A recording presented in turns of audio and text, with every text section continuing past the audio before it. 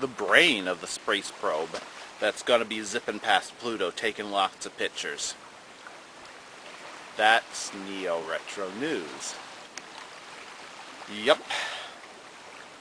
It's a PlayStation.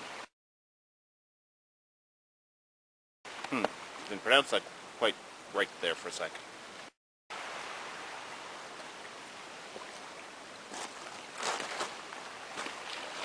Alright, on this day, so it's July 16th, 2015, I saw, well, something kind of interesting on the news. It was about a space probe that has, well, approached Pluto close enough that it's begun to take pictures and observe it. So we're getting scientific data about Pluto. Pluto. Didn't pronounce that quite right there for a second.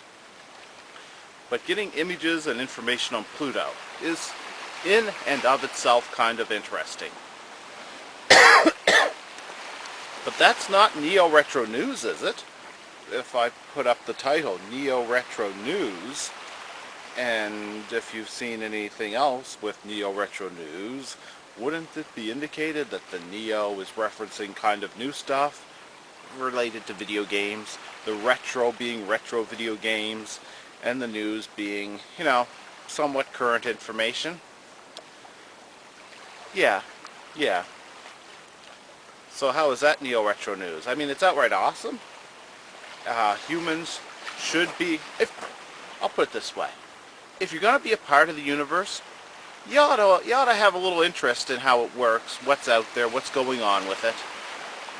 You know, basically what I'm saying is it's one thing if you find it hard to understand stuff. It's another thing if you just don't care about the reality you're part of. These are things that enrich people's lives. Actually having a chance to figure out, it can be a little bit confusing, but actually having a chance to try and figure out things like relativity and, you know, the genesis of the universe, the Big Bang, you know, the way the universe kind of exploded.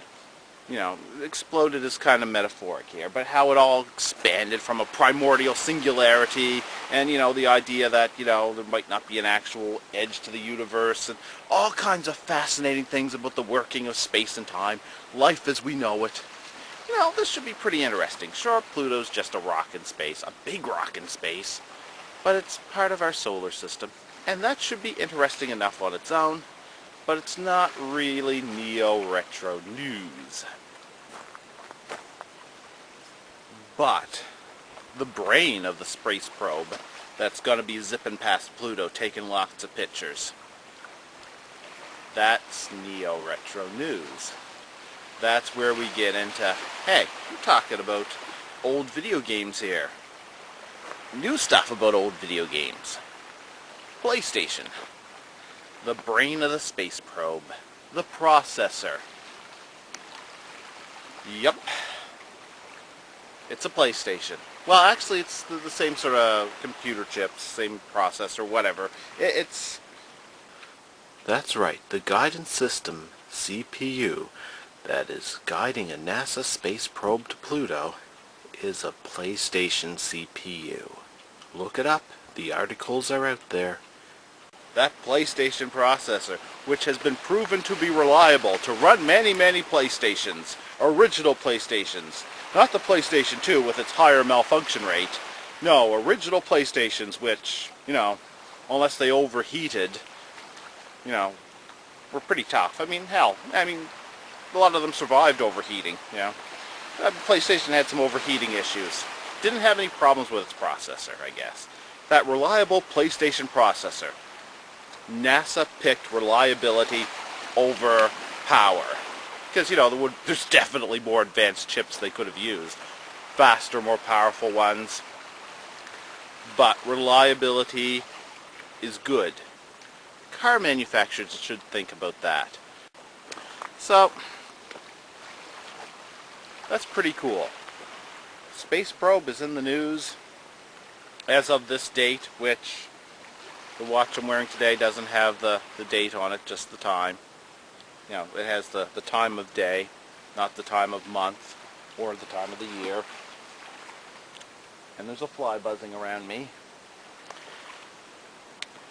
forged as competition for the Sega CD, and to a lesser degree competition for the Turbografx CD, the Nintendo PlayStation, a creation mostly of Sony, to turn a Super Nintendo into something that could do what a Sega CD could do.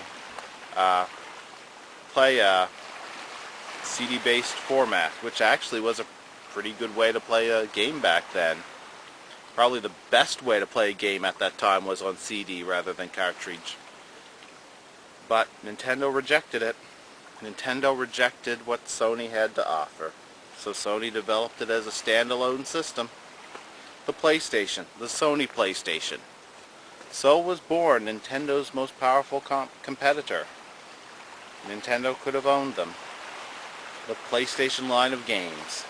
And now the PlayStation is in space, boldly going where no video game system has gone before. Not a bad history. Born to compete with the Sega CD and the Turbografx CD. The Sony PlayStation is now boldly going where no video game system has gone before.